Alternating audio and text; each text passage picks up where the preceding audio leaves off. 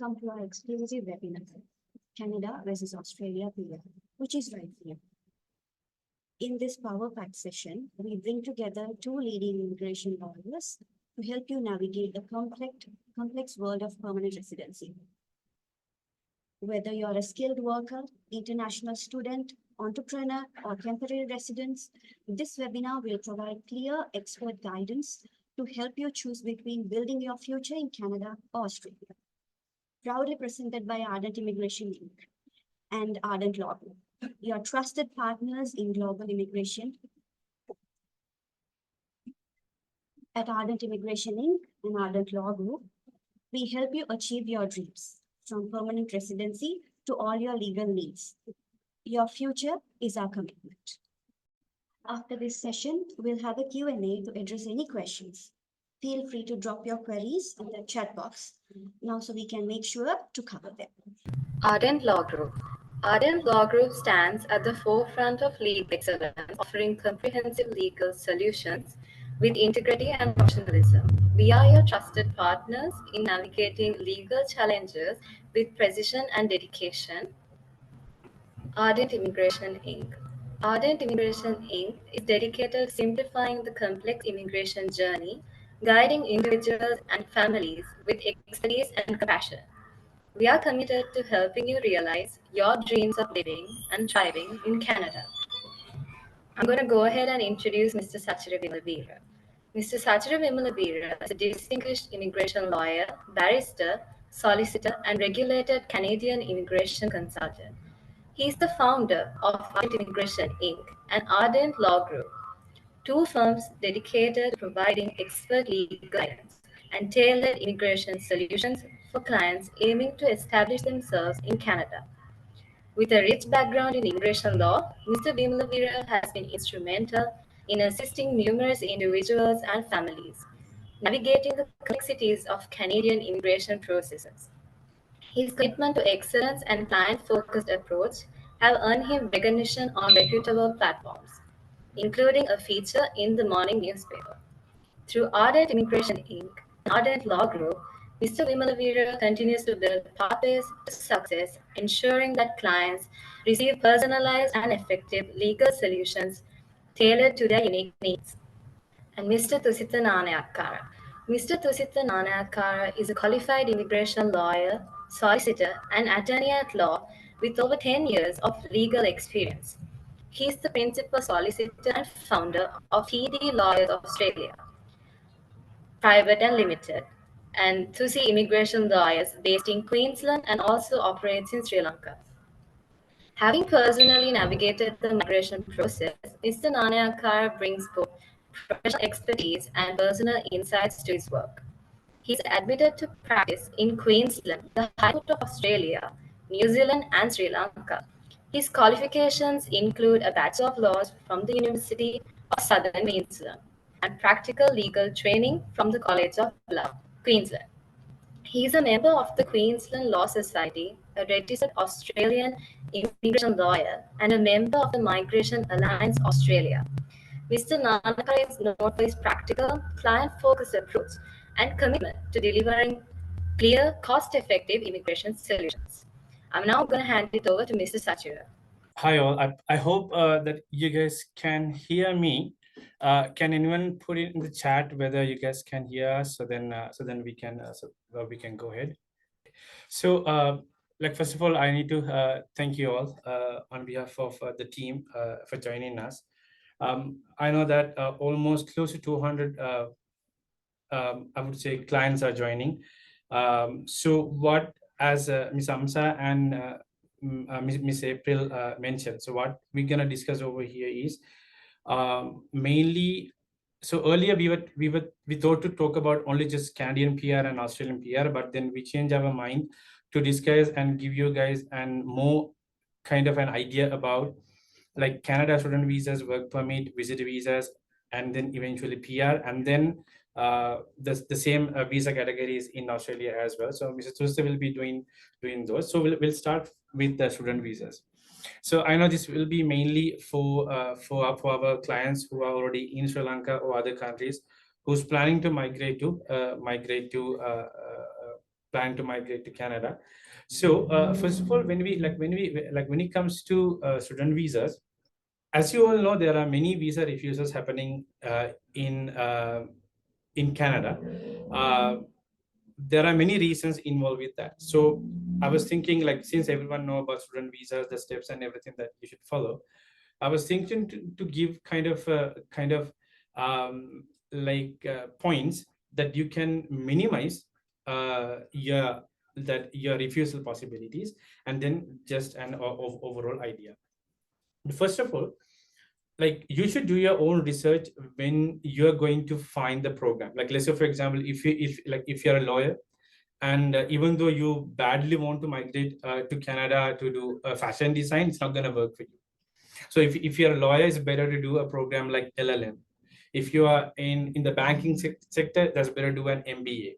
So when you do an MBA, like, there are several streams, like, there are finance, accounting, supply chain management. There are subcategories where that's better to mainly specialize in. So then, first of all, when you selecting a program, that this should align with your previous education in Sri Lanka, plus your working experience.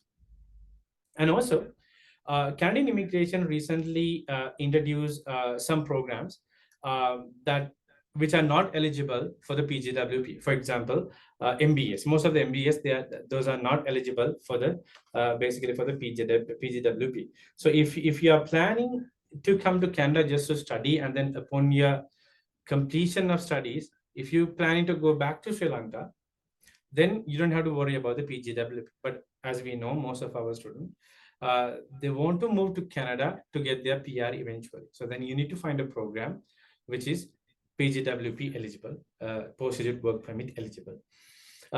So if I give an idea, programs which are not PGWP eligible and which are PGWP eligible. MBA programs, most of the MBA programs are not PGWP eligible, but trying to apply for STEM categories, like we have seen, science, technology, engineering, mathematics, some health programs, some IT programs mainly, those are PGWP eligible. The reason why Canadian Immigration won't these, mainly the students in these categories, in that way it will be economically benefit to the country. And the other thing is, you should enroll for a DLI, we call the Designated Learning Institute, in order to get the PGWP. There are institutes, they do not have a DLI number. There are many institutes, like the universities and colleges, they have the DLI number. So if your plan is to get a PGWP and gain working experience in Canada, and then apply for the PR, you should enroll for a DLI institute. Then after you do the application, you're going to get the acceptance letter. So once you get the acceptance letter, you should pay the tuition fees. Most of the students, we are asking, can we go without paying the tuition fees? There are some yes, there are some universities you can migrate to Canada without paying the university fees. But when you pay your university fees, it increases your possibility for a student permit approval, because the immigration officer know this client, this student is a genuine student. That's why he or she paid the initial payment. So more semesters you covered, it will be easy for you when you're in Canada. Plus, it's going to increase the possibility that you have visa approval as well.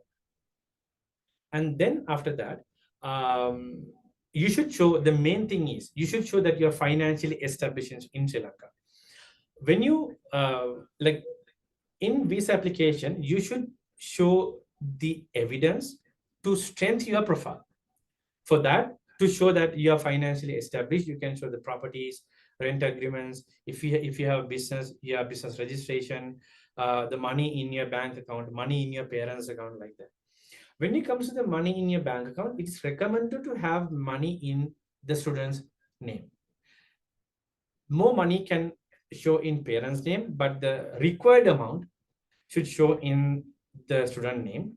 When you're showing money, let's say, for example, when you do the calculation, the balance school fees plus the living cost. Let's say, for example, if it's only 50,000, don't show just 50,000. Just try to show 65,000. 60,000, kind of a little bit more, then it shows you are financially established in Sri Lanka. And the other thing is you should gather all the supporting documents. Sometimes you might think this immigration officer is gonna spend, because like for example, if you see the processing time gonna take about 2 to 3 months. You might think the immigration officer's spending on your case is 2 to 3 months. It's not. Immigration officer gonna spend only just 15 minutes on your application. Right now they use a AI system called Chinook 3 Plus. It's actually a Word based, like Microsoft Word and Microsoft Excel based system. What the Chinook 3 Plus do is, that AI system do is, it kind of give immigration officer an idea about your profile. It's gonna categorize high risk, low risk, and middle risk. If it is high risk, sometimes you might have seen some clients, even before you give in the biometrics, your visa refused. Within 2-3 days, your visa refused. That means your application is not strong enough. It falls under high risk. That's why they have refused the visa. If it is middle risk or high risk, then immigration officer, after AI system give the results, gonna consider the case, but still they're gonna spend maximum 15 to 20, maximum 30 minutes. So when you making those documents, supporting documents and everything, those should be very straightforward. Especially when it comes to financial documents, if you're getting the money from everywhere, there's a huge story in your affidavit saying how you get this money. Don't do that. Try to show this money in very straightforward. Let's say, for example, if you want to show, let's say 25 million, show from one property sale. Don't show like, multiple property sales and it came and you put it in one like FD. So kind of like that. So don't show like that. So try to be very straightforward. You think like this. When we do in visas, this is the reason that as Ardent that we have higher success rate. What we think is, the immigration officer who's checking our student visa want to refuse the visa. In our SOP, that like when it comes to SOP, we are drafting entire documentation part that we are handling. We should give reason to the immigration officer not to refuse our visa. That's how you should think. So again, you should gather as much as supporting documents that you can. Okay, so this is the main part. Most of the students are asking, like, are we writing the SOP separately? No, we are not doing like that, because we are a law firm. We taking care of entire case from A to Z. Not only the student visa, we guiding you till the PR as well. So thanks to Mr. Tushar, right now we can even though you're going to Australia, we can guide you till your PR even in Australia and New Zealand as well. So coming back to Canada SOPs, a statement of purpose is the main document of your visa. That is a document tell about you, your story, your analysis. We have seen, even myself personally, I have seen in Facebook, there are many people writing the writing a SOP, charging 20,000, 25,000. SOP is not something that you write about myself. It's not an essay about myself. It's an analysis. What this analysis mainly tell: your background, your education, and your working experience. Why you choose Canada? Why you should move to Canada for studies? For example, if someone coming to a master's in software engineering, we should tell immigration officer why you should physically move to Canada. Why you cannot do that program in Sri Lanka? There are many institutes who are affiliated with foreign universities, right? They can do. What is the difference? What is the benefit that you're receiving doing physically moving to Canada? So you have to explain that. After that, you should prove the immigration officer. Once you come back to Sri Lanka, there are many job opportunities. They are not just one or two. There are many job opportunities in Sri Lanka when you move to Sri Lanka back upon completion of your program. And at the same time, you should show whatever the amount that you spend on, like in Canada for studies, can offset from the salary increments that you are receiving in Sri Lanka. And also plus again your financial establishment, like I said, the properties, rental agreement, vehicle, BR, the money in your bank account, money in your parents' account, like that. And other thing is home ties. Most of the time, our students ask, what is the best home ties you can use? Best home ties you can use is your properties. Vehicles are those falls under immovable property, but when it comes to properties like the lands and stuff, those falls under uh, the movable property. So if you wanna show like strong home ties, you should show more properties under your name. And the other thing is, this is very important. All right, you should share your accurate information. We have seen many misrepresentation cases that they have gone through the agents.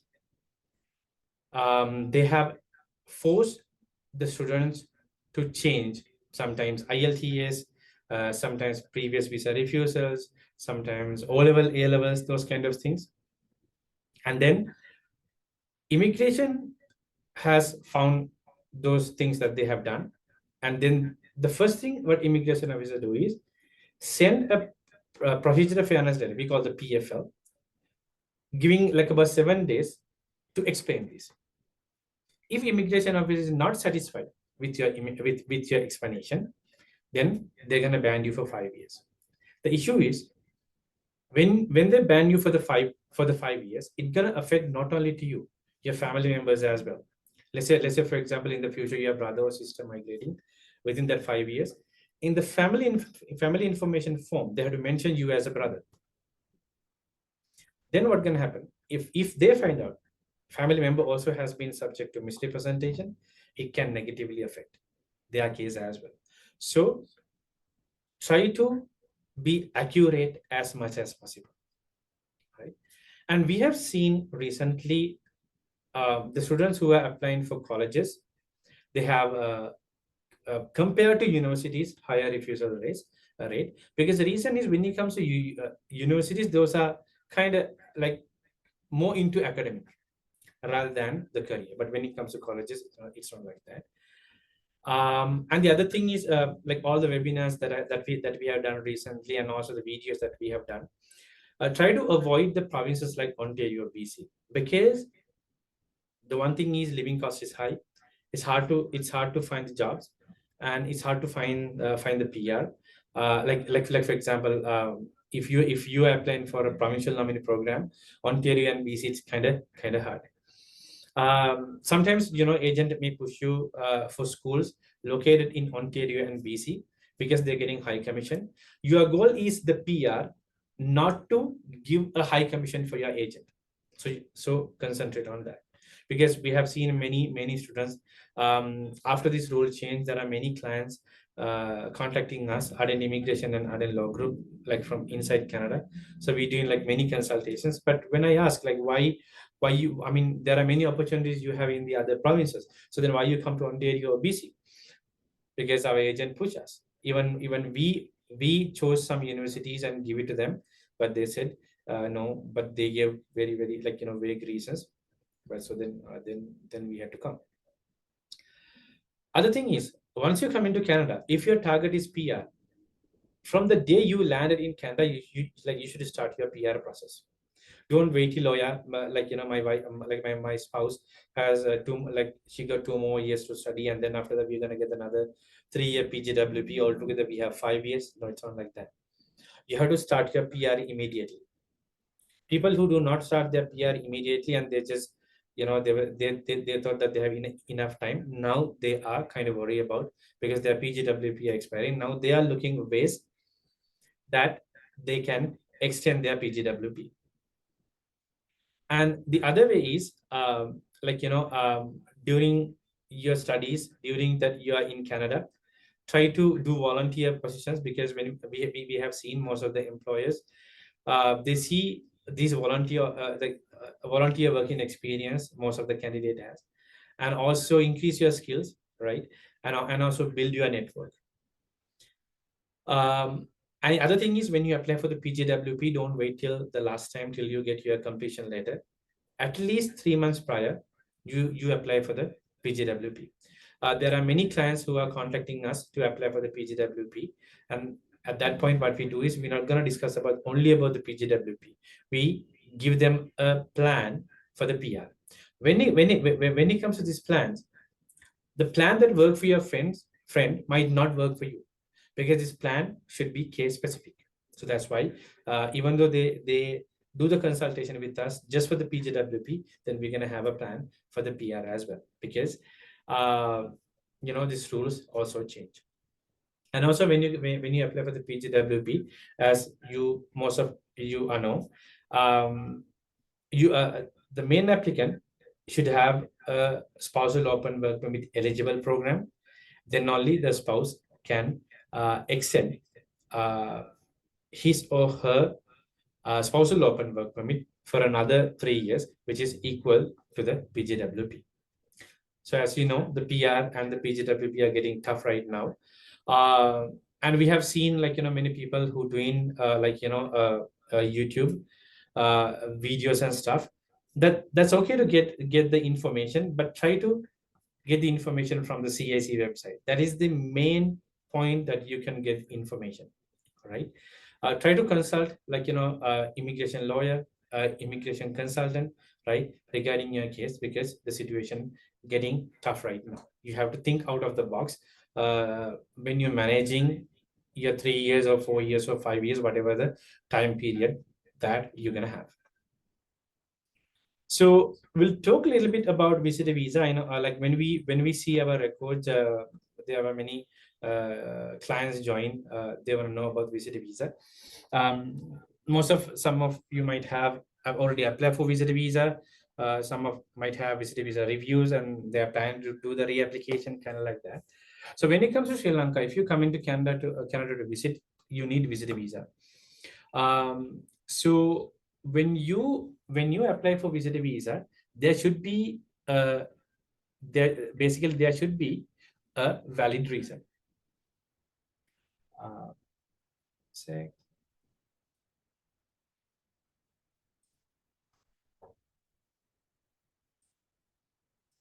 Okay, yes. So you should in order to come to Canada, you should have the visitor visa again, but there should be a valid reason. We have seen many visitor visa refusals recently, increase up to about 60%. Most of the visitor visas whose intention to come to Canada, for events or something, we have seen visa refusals regarding that. But those parents who's coming to Canada for the graduation, or see their kids, or see their grandkids, we have seen their visa approval. But still, immigration officer is discussion how many years that they allow these visitors to come. Because earlier, when you get visitor visa, you have almost 10 years or till the time your passport expires. But right now it's going to be their discussion how many years or how many months they are allowing you to come to Canada. And the other thing is, according to the let's say, for example, you got visitor visa and then you come to Canada. So technically you can stay legally only in 6 months. So then if you want to extend your stay, you should provide the valid reasons. And then when you have the valid reason, if immigration officer is satisfied about that, they can give you a visitor record up to 1 year. Even when you apply for PR, strong SOP is really, really important. Plus, you should be extremely financially established in Canada. And the other thing is, make sure that basically provide evidence for your home ties to Sri Lanka, like your leave from your job, your parents, your spouse, your kids, if you have a business, money, rent agreement, properties, vehicles, those kind of things. So that's about the visitor visa. So this is kind of a document that you need. You need to have a passport. When it comes to medical, if you're planning to stay in Canada more than 6 months, you need to provide medical exams. Police report also same, to show that you don't have any criminal record. Show strong ties to home country. you should show your intention to leave Canada at the end of your visit, and also proof of sufficient funds. When it comes to required documents, so there are government forms, which is IMM 52, 57, passport size photos, financial support documents, travel purpose letters, invitation. Let's say, for example, if you come into Canada to see your kids, see your son or daughter's graduation, there should be an invitation letter from them as well. Ties to home countries and the paid application and the biometrics. So the application fees is $100 and the biometrics is $85. So if you're going to do a reapplication, you don't have to pay it because biometrics valid for 10 years. Now we'll talk about the work permit. I know it's going to be a very interesting point for most of you all, because everyone who are inquiring from us about work permit. I mainly talk about I'll mainly talk about the temporary foreign worker program, because I discussed a little bit about the spousal open work permit. So first you need to have a job offer. Maybe you apply from inside Canada, maybe you apply from outside Canada. You need to have a job offer. This job offer should align with your job duties. Let's say, for example, you're working as a cook, but you got a job offer as admin assistant. It's not going to work for you. Other thing, and then after that, you should apply for a LMIA. There are some restrictions on LMIA, because some employers are not eligible to apply for LMIA because they have given percentage 10%, 20% based on the industry. There are some industries, especially hospitality industry, that means the hotel, restaurants, the cap is 10%. Constructions and those kind of things, they have over like around 20% cap. So, and also other thing is where the employee is located. If employee is located in a city where the unemployment rate is over 6%, now they cannot apply for low wage LMIAs. They have to apply for high wage LMIAs. That means the wage that you are getting paid should higher than the median wage of the province, not the median wage of specific job, median wage of the province. Overall, you have to should get paid over $35 per hour. If it is high wage LMIA, right now we have seen 3 to 4 months, and low wage LMIAs we have seen 10 months. But this very interesting incident happened recently. I had one employer. I applied for a cook position over like kind of last year May, and then after that I applied for 2 more LMIAs, for an accounting bookkeeper and for a food services supervisor. But those 2 LMIAs applied kind of two months before. All those LMIAs are low wage because this employer located at a rural area where unemployment rate of that town is lower than 6%. What happened? This service Canada officer he's very nice. He actually processed those 3 LMIAs together. So our clients are so happy, because even though they applied very recently, so they could get their LMIA approval recently. So if you have get in touch in our Facebook page, you might have seen those LMIA approvals. And then after that, once you get your LMIA, you should apply for the work permit. We always recommend, as soon as you apply for LMIA, start working on your work permit application. Get your documents ready, and get it done, your financial documents, other home ties documents and everything. Because earlier, LMIA valid for 1.5 months, so you have enough time. But right now, LMIA valid only for 6 months, so you should apply as soon as possible. So while the LMIA is processing, you should get ready with the other documents. And also, you should submit strong evidence that you can perform the job being offered. Let's say, for example, you're working as a cook. You should provide your previous working experience, your recent pay stubs, recommendation letters, and when it comes to education, hotel course, and those kind of things that you have done. And also, we have seen higher IELTS is required. Even though you apply for an unskilled job, even though you apply for a skilled job, now immigration is requiring IELTS. Other question is, most of the clients has, what going to be the IELTS score? Minimum, I would say 6.5 overall, each band 6 or higher. This is going to be the minimum, but if you can score higher, that would be great. Here also, you should have a strong SOP. right? Because you should show the ties to back home. Because what's gonna happen is if your SOP is weak, immigration officers will not convince that you have enough experience to perform this job. Now the question comes: why immigration officers? Why Canada need workers? The purpose of having workers is there are job categories these Canadian people they do not want to work. That's why they need people. And on the other hand, they want to transfer the skills of these people to Canadians and the permanent residents. Because when you do the LMI application, one question they ask: why employer could not find Canadian citizen and permanent residents inside Canada? How many candidates you interviewed? Because that's why when you get apply for work permit, it's mandatory to have 3 job postings, like including job bank and other two job websites run minimum 30 days. And the other requirement is while the LMIA is processing, till the time you get the LMIA decision, at least 1 job posting should be processing. And the new government, I feel like they kind of lenient towards the immigration, even though they were tough previously, aiming the election. So they brought a new rule May 28. Let's say, for example, you're working for an employer and you're not happy with this employer because even though you're on close work, like let's say, for example, like when you on close work permit, you cannot work for another employer. You are stick with this employer. But let's say, for example, you were lucky enough to find a job offer from a different employer and you applied for the LMIA. Based on the LMIA, you extend your work permit with the new employer.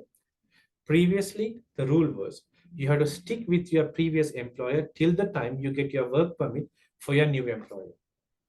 Now, a couple of days ago, they introduced a rule.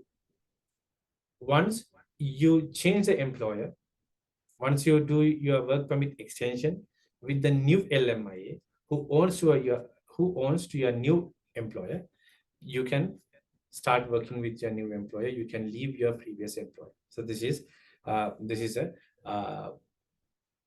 good decision because we only seen mostly bad news about immigration recently, but right now we can see good news coming because they do not want these workers, students, they go out of their status because it can affect their PR. Sometimes some provincial nominee program, when you are on implied status, there's a possibility they can refuse even your nominations as well. So they do not want these people to go out of status. So that's why they are kind of lenient about immigrants. Because Canada is a country, we need immigrants. Even any political party know the country will not go forward without immigrants. So now we'll talk about the PR pathway. This is the main topic that we want to talk about. So when it comes to PR, international students in Canada and also workers, they can use their education and work experience to apply PR through various programs. You have the Express Entry, you have provincial nominee programs. You have a rural community program, you have Atlantic immigration program, like that. So I'll be discussing these programs kind of extensively. So first we'll talk about the Express Entry program. This is primarily a federal system program. This is mainly coming as a point-based program. There are 3 main categories. This is Canadian Experience Class, Federal Skilled Worker Program, and also the Federal Skilled Trade Program. So like I said, this is mainly a point-based system. So when you receive, so you basically receive points for your age, education, work experience, language requirement, and also adaptability. So adaptability means whether you have studied in Canada, whether your spouse studied in Canada, whether you have working experience in Canada, like that. So when we talk about, if you talk about this Canadian experience class, you need to have the 12 months working experience in tier 0, 1, 2, 3 job to be qualified. So when it comes to last draw, the cutoff mark was 547 compared to high, but it's compared to high, but they sent only 500 invitation. When you talk about the federal skilled worker program, if you are applying for the express entry from outside Canada, or otherwise, let's say, for example, you are already in Canada, but you don't have the Canadian experience, you are eligible to this program. So this need only 12 months of skilled work experience. Language proficiency should be each band 7 or higher for IELTS, PTE, or CELPIP. And also you should have your ECA as well. When it comes to federal skilled trade program, this is for skilled trade professionals like the carpenters, electricians. You need to have a job offer or a certificate of qualification. When you have the certificate of qualification, I did a video earlier. If you have a certificate of qualification, this is going to add 50 points for your CRS score. And also you need at least 2 years of working experience in the trade. So when it comes to IRCC, one of the changes, like major change that they have done is they have introduced a category-based draw in order to reduce the cutoff mark and meet their economic goals. What immigration did earlier, they had these general draws. So when you have the general draws, they did the invitation for sometimes used to be 650, 7,500, like 7,500, 6,500, 5,000 kind of like that. But still the cutoff mark is 547, 550, 527 kind of like that. So they focus on some job categories which they mostly need skilled workers, and they categorize into mainly 6 categories. The first thing is the French language proficiency, the French speaking category. So when it comes to French speaking category, they want to spread French speaking individuals outside of Quebec. And even if you see their immigration plan, they need to increase the percentage of people that they need French speaking people. As a result, you can see the cutoff mark is 379. We haven't seen recently the cutoff mark went this down. Cutoff mark is 379. Even though they drop down this cutoff mark to 379, still they could only send 7,500 invitation. And recently, and then after that, we got a healthcare and social service occupation draw recently. Cutoff mark was 510, but they sent only just 500 invitation. Other thing is this STEM occupation. We have no draws yet. Trade occupation, which cooks falls under, no draws yet. Agriculture and agri-food occupation, no draws yet.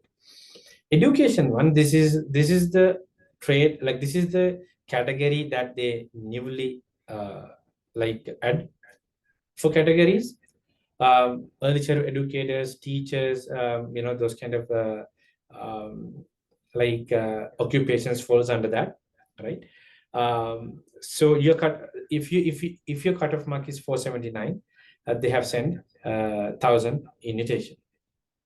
So let's say so from these categories, what you should learn is, rather than focusing on a general draw, even though, like, let's say for example, while you're studying, if you're working as a spouse on spousal open work permit, try to gather some experience or kind of education which falls under this category. Let's say for example, you're going to do a roofing program for 6 months. You're going to fall under trade occupation. Let's say for example, you're going to do a like early childhood education program 6 months. If you could find a job as an early childhood educator, you're going to fall under education occupation, plus your spouse also eligible to apply for the spousal open work permit. Roofers, you're eligible to apply, extend your spousal open work permit. like that. So there are some tricks. That's why I told when clients call us to discuss about their PGWP, we're gonna guide them till the PR as well, because this goes case specifically, because we should have a proper plan to get the PR within this three years or 4 years or 5 years. Now we'll talk about the provincial nominee programs.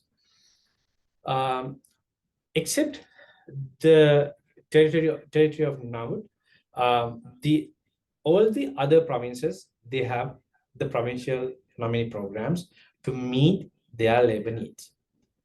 So when we talk about Ontario, I'm mainly here talking about the provincial nominee programs, mainly focusing on interested students.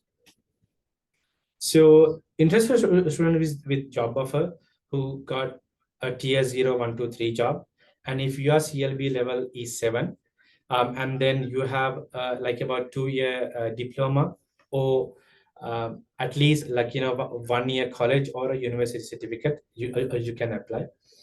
And also there's a different program for PhD student, right?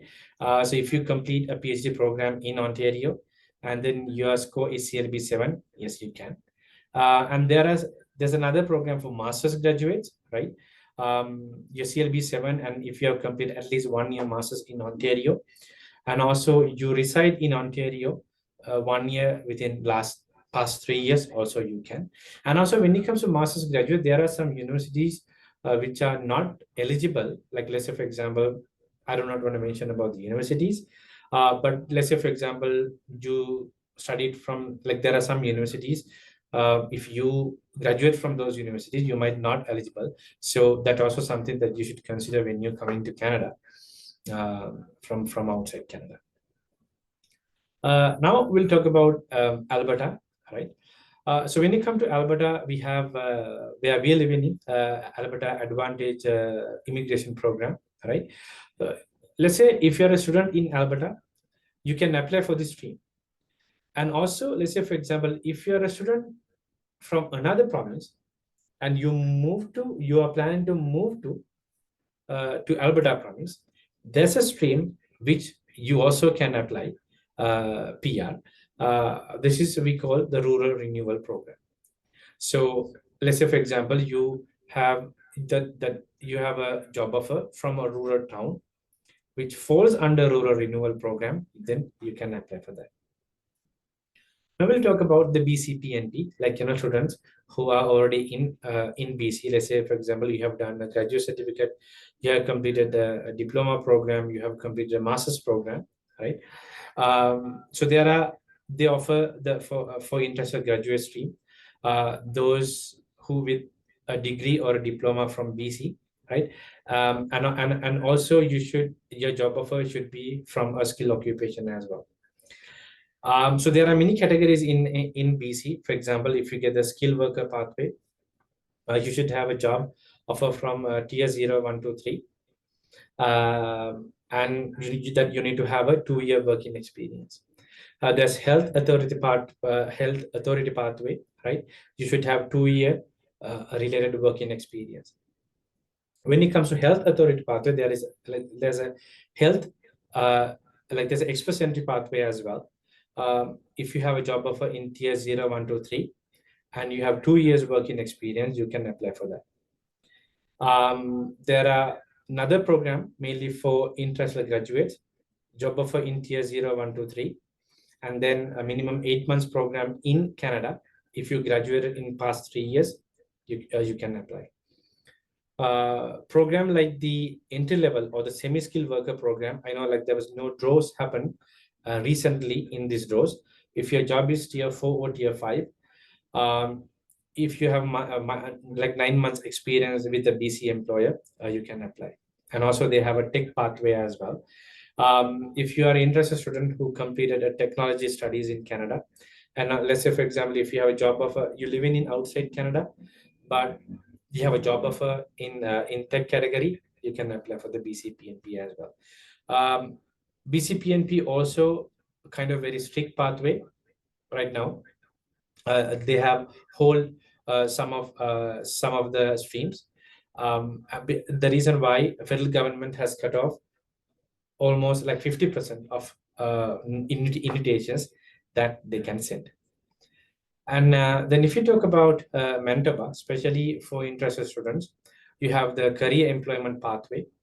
If you have a tier job, tier 0, 1, 2, 3, a job offer, if your language requirement is CLB 7 or higher, if you're working full-time in Manitoba, if you have completed 1 year post-secondary in Manitoba with 6 months working experience, you can apply for career employment pathway.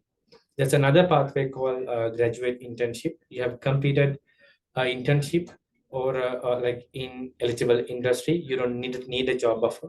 That's the best part of that. If your IELTS or CELPIP or PTCO is over CLB 7 or higher, and also you have completed a master or a PhD in Manitoba, a specific field, you can apply for the provincial nominee program in Manitoba. When it comes to Saskatchewan, I know today is not a good day for Saskatchewan. They have post Saskatchewan provincial nominee program today, because the reason is they have meet the amount of nomination that they can send, but we hope for the best. But if I talk about the for interested student, if your job offer is a tier 0, 1, 2, 3 in eligible trade or job offer related to your studies, your minimum CLB level is 4.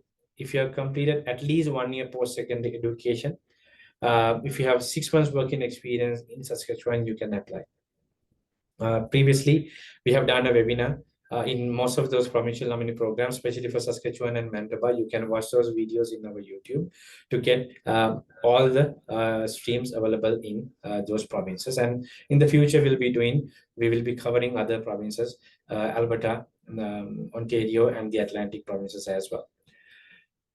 So when it comes to Newfoundland and Labrador, especially for interested students, if you have a job offer in tier 0, 1, 2, 3, or tier 4 for in-demand occupation related to your studies, if your IELTS is minimum CLB 4, post-secondary program, if you have completed in Canada as an education, you have 1 year experience residing in Newfoundland, basically, you can apply for that. When it comes to New Brunswick, this also falls under Atlantic Immigration Program. Private career college graduate pilot program is a good program for you guys. So main objective of this program is make available an immigration pathway for these interested students, but they have selected 1 year or 2 year program of studies that lead to careers in priority occupation, especially in education, social development, health, IT, cybersecurity, business administration, and supply chain and logistics. So this pilot program mainly accessible for new graduates, especially from specific private career colleges in New Brunswick, but that are not eligible for the post-graduate work permit. There are some institutes, they are not eligible for the post-graduate work permits. Those students who studied from those institutes are eligible for this. So you only need CLB 5, eligible occupation with 10 months, at least 10 months New Brunswick program in priority occupation. So if we talk about this Atlantic Immigration Program next, so we talk about the express entry stream, we talk about the provincial nominee programs in most of the provinces. When it comes to Atlantic Immigration Program, this is a program I highly recommend. Maybe you're a temporary foreign worker in Canada, maybe you're a student in Canada, maybe you're a visitor in Canada, you find a job in Canada. I highly recommend for Atlantic Immigration Program. And some of the clients who join with me with our consultation, I highly recommend of moving to Atlantic province. If your PJWP or if your like closed work permit is expiring. So when it comes to Atlantic Immigration Program, it mainly targets the skilled workers and the interested students in the Atlantic provinces. What are these Atlantic provinces? New Brunswick, Nova Scotia, PEI, which is Prince Edward Island, and Newfoundland and Labrador. you need a job offer from a designated employer. Now, most of the clients ask, how are we going to find a designated employer?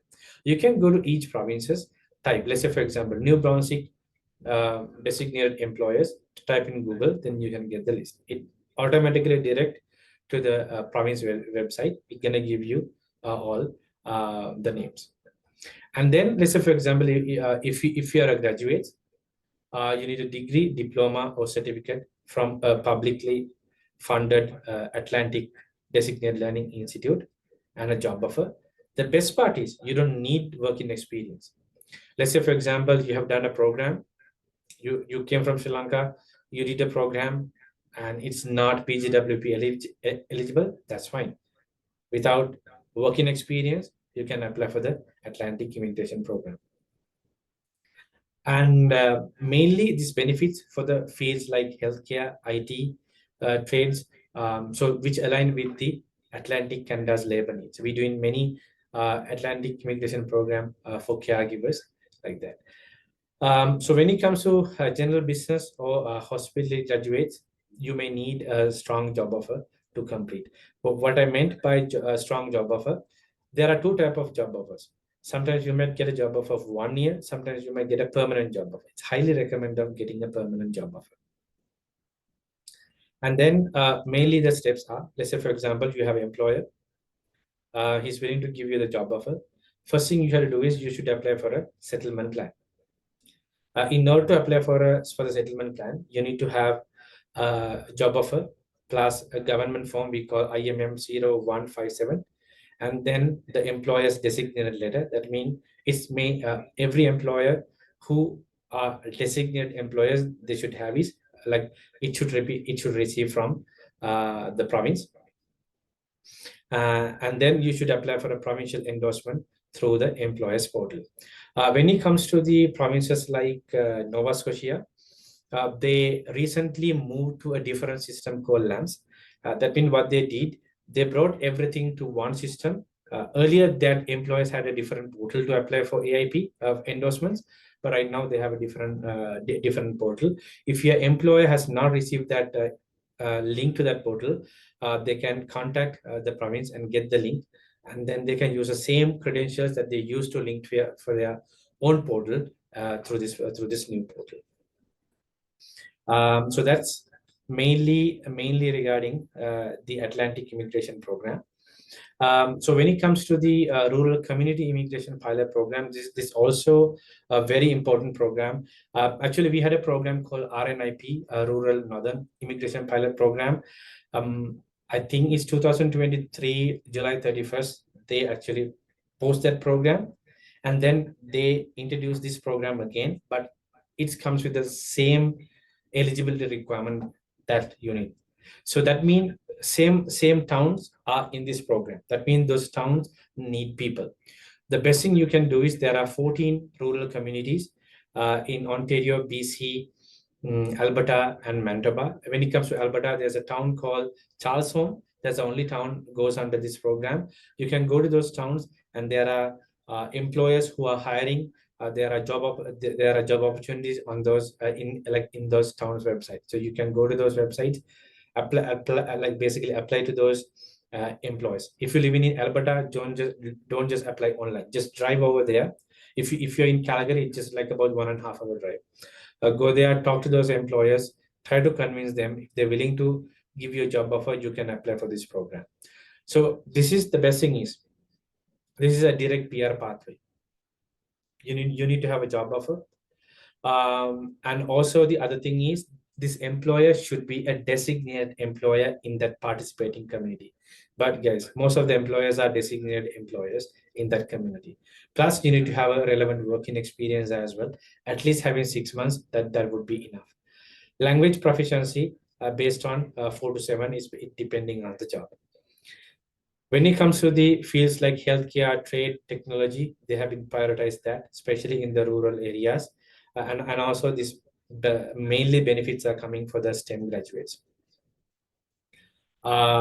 Mainly the purpose is to support, give the long-term settlement support for the mainly underserved areas, in order to address their labor shortage. So guys, this is the main program. If you're in Canada or if you're outside Canada, if you want to apply for the PR, those are the main programs that you have. To wrap up about the Canada portion, Express Entry, Provincial Nominee Program, Atlantic Immigration Program, and also this RCIP program. So yeah, this is about the Canada portion, and then I'll hand it over to Amsa or Mr. Tusita. Thank you, Mr. Sachira, for providing valuable insights with regards to Canadian pathways. So let's go ahead with Mr. Tusita's session with regards to the Australian pathways.